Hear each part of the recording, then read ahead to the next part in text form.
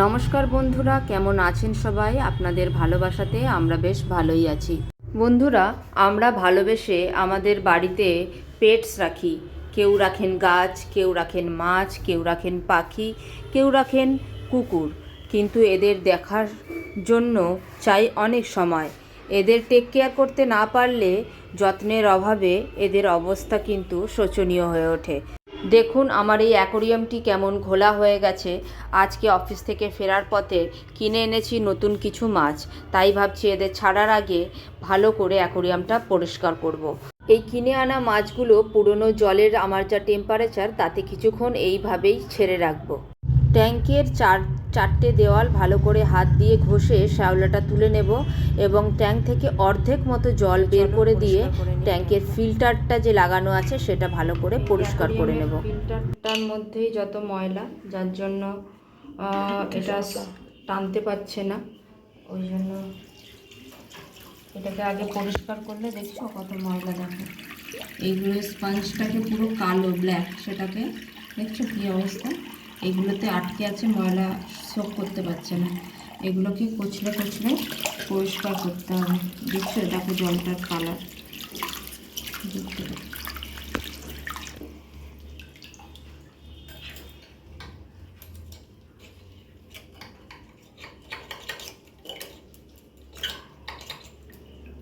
জল আটকে যাচ্ছে।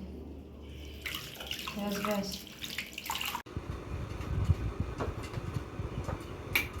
তো চলুন এবারে জলটা দেখুন একদম ক্লিয়ার হয়ে গেছে। সমস্ত মাছগুলো, পুরনো মাছগুলো ওতেই ছিল, নতুন মাছগুলো এখনো ছাড়িনি, অ্যাডজাস্ট করছিলাম। এই যে একটা মাছ মরে গেছে,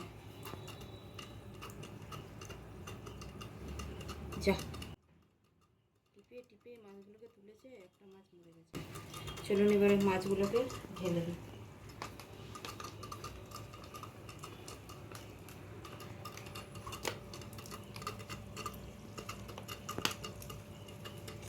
দাদা সবসময় ইয়ে করতে।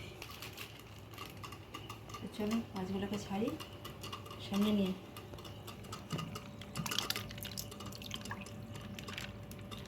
ব্যাস জনস্রোতে মিশে গেল। এই মা, দুটো মাছ মরে গেছে রে। হ্যাঁ দুটো। এই দেখুন এ কটা মাছ, 5খানা মাছ মরে গেছে।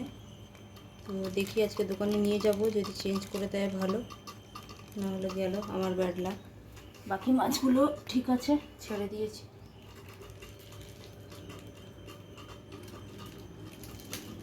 এখন সন্ধে ঠিক 8:30 মতো বাজে। জ্যাসলিনকে ড্রয়িং ক্লাসে দিয়ে আসার পথে গেছিলাম ওই মাছের দোকানটায়।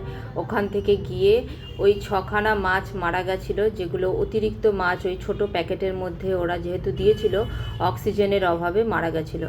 তো কোনো প্রবলেম নেই, আমি যেহেতু ওখান থেকেই মাছ নিই, ওরা কিন্তু শুনেই সেগুলোকে চেঞ্জ করে আবার 6খানা মাছ দিয়ে দিয়েছে।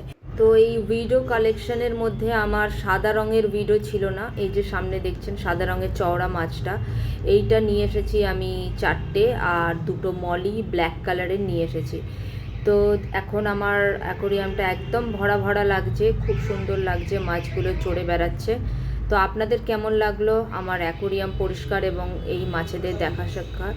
তো আপনারাও যারা মাছ ভালোবাসেন এইভাবে পরিষ্কার করুন ঘরেই, খুব সহজে, খুব অল্প সময়ের মধ্যেই কিন্তু হয়ে যায়।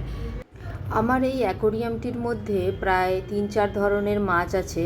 তার মধ্যে যে কালারফুল চওড়া চওড়া ধরনের যে মাছগুলো দেখছেন সেগুলোকে বলে ভিডো। এদের নাম ভিডো হলেও এরা কিন্তু ভীষণ কালারফুল, অনেক কটা কালারের পাওয়া যায়, প্রায় সব কটা কালারেরই আমার কাছে রয়েছে। আর ওই যে ব্ল্যাক কালারের সরু ধরনের যে মাছগুলো দেখছেন ঘুরে বেড়াচ্ছে, এই যে ইয়েলো, এগুলোকে বলে মলি। এগুলো বিভিন্ন ধরনের কালারের হয়, তবে সব মাছের সাথে সব মাছ থাকে না, তাই দোকানে যখন নেবেন জিজ্ঞাসা করেই নেবেন যে কোন মাছের সাথে কোন মাছ থাকবে। আর ওই যে কমলা আর ব্ল্যাকের মধ্যে যে ডোরা কাটা মাছগুলো দেখছেন ওগুলোকে বলে টাইগার। আর এক ধরনের মাছ আছে যেগুলো সিলভার কালারের বডি, কিন্তু চোখটা হচ্ছে অরেঞ্জ কালারের, সেটা হচ্ছে রেড আইস টেট্রা।